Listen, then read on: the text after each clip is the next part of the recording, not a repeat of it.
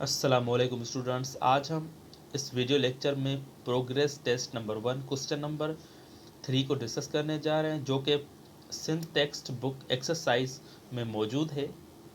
तो आइए अब हम इसकी स्टेटमेंट को समझने जा रहे हैं। तो हमारे पास स्टेटमेंट में लिखा हुआ है, ए compound of carbon, hydrogen and nitrogen contain 66.7% of carbon, 7.4% of hydrogen and 25.9% of nitrogen. The molecular mass of compound found to be 108.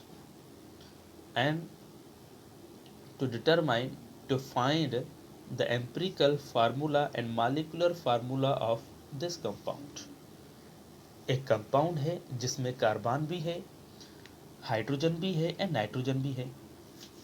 ठीक है, अब उसमें जो कार्बन कंटेन कर रहा है परसेंटेज वो 66.7 है, और जो हाइड्रोजन की परसेंटेज है वो 7.41 है, एंड नाइट्रोजन की जो परसेंटेज है वो है 25.9%। ठीक है, एंड इस कंपाउंड का जो मॉलिक्यूलर मास है वो है हमारे पास 108। उसके बाद हमें इस प्रॉब्लम में empirical formula and molecular formula को डिटरमाइन करना है। ठीक है, तो आइए इसके लिए हम पहले डेटा को निकाल लेते हैं, जो गिवन सब्सटेंस के जो हमारे पास मिले हुए हैं ना, पहले वो देख लें। तो percentage of carbon is 66.7, percentage of hydrogen 7.41 and percentage of nitrogen 25.9।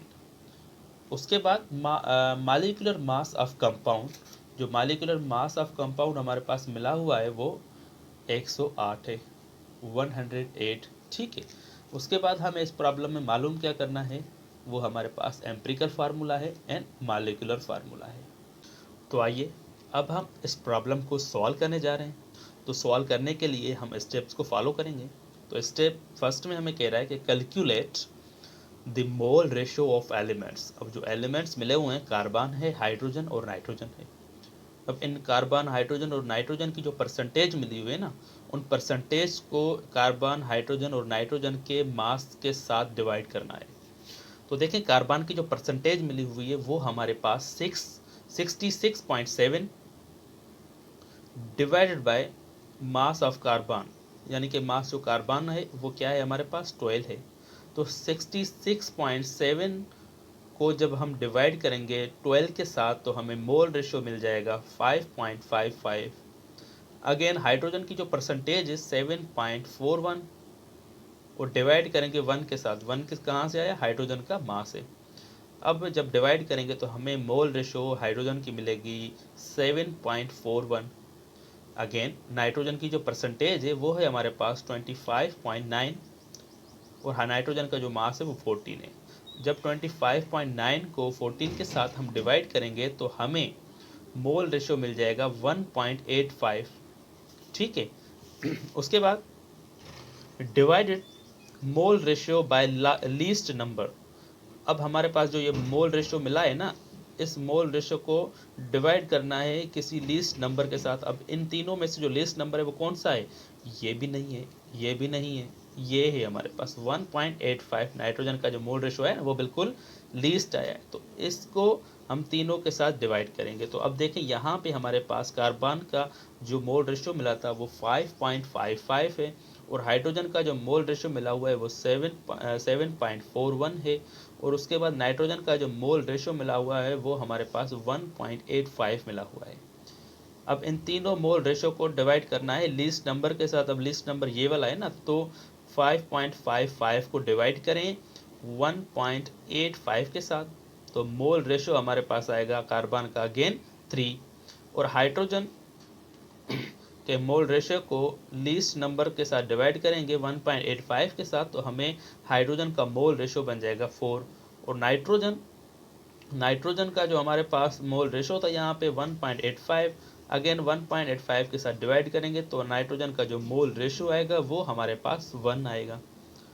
अब देखें, कार्बन यहाँ पे कितने आ गए 3, हाइड्रोजन यहाँ पे कितने आ गए 4, नाइट्रोजन यहाँ पे कितने आ गए 1, तो हम कहेंगे ये जो हमारे पास मोल रेशो लास्ट में मिली है ये हमें इस कंपाउंड का एम्पिरिकल फार्मूला बताएगी। तो यहाँ पे देखें हमारे पास एम्पिरिकल फार्मूला है। अब एम्पिरिकल फार्मूला में कार्बन कितने आए थे 3, तो हमने लिखा है C3। हाइड्रोजन कितने आए थे 4, तो हमने लिखा है 4। नाइट्रोजन कितने आए थे 1, तो हमने लिखा है 1। तो जो the empirical formula of this compound is C3H4n1। अब हमें तो एम्पिरिकल फार्मूला डिटरमाइन हो गया। अब उसके बाद हमें करना है मालिकुलर फार्मूला। अब मालिकुलर फार्मूला को डिटरमाइन करने के लिए हमें पहले एन को मालूम करना है, यानी कि मोल को मालूम करना है। उसके बाद एन को मालूम करने के लिए हमारे पास जो फार्मूला है molecular mass of compound divided by empirical formula mass, यानी कि जो मालिकुलर मास ऑफ कंपाउंड हमें क्या था 108 मिला हुआ है। अब एम्पिरिकल मास हमें इस यहाँ से मालूम करना है।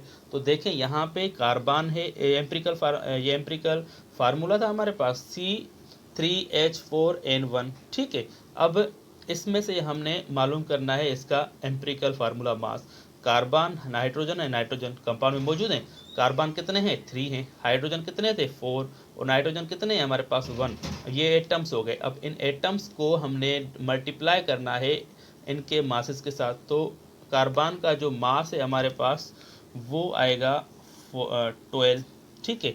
और हाइड्रोजन का जो मास है वो 1 है, नाइट्रोजन का जो मास है वो 14 है। अब 3 को 12 के साथ मल्टीप्लाई करो तो 36, 4 को 1 के साथ मल्टीप्लाई करें तो 4, 1 को 14 के साथ मल्टीप्लाई करें तो 14। तो टोटल हमारे पास जो एम्पिरिकल मास बना है वो 54 बना है।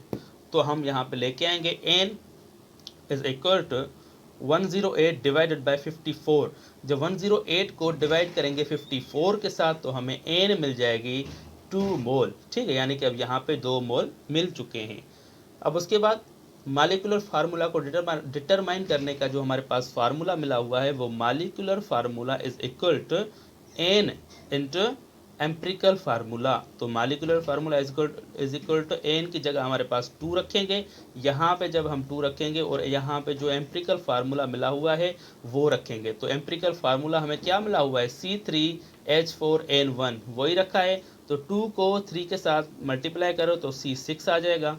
2 को 4 के साथ मल्टीप्लाई करें तो हमारे पास 8 आ जाएगा। और 2 को 1 के साथ जब मल्टीप्लाई करेंगे तो हमारे पास 2 आ जाएंगे। तो ये रहा हमारे पास molecular formula of this compound. जो मालिकुलर फार्मूला बना है वो हमारे पास C6H8NN2 मिला हुआ है। तो ये हमारे पास मालिकुलर फार्मूला है इस कंपाउंड का, और ये वाला जो हमारे पास इसका एम्पिरिकल फार्मूला है। तो यही तरीका होता है एम्पिरिकल और मालिकुलर फार्मूला को डिटरमाइन करने का। अगर ऐसा कोई भी प्रॉब्लम आ जाए तो आप यही स्टेप्स जो है फॉलो करना, तो आपका इंशाल्लाह जो प्रॉब्लम वो सॉल्व हो जाएगा।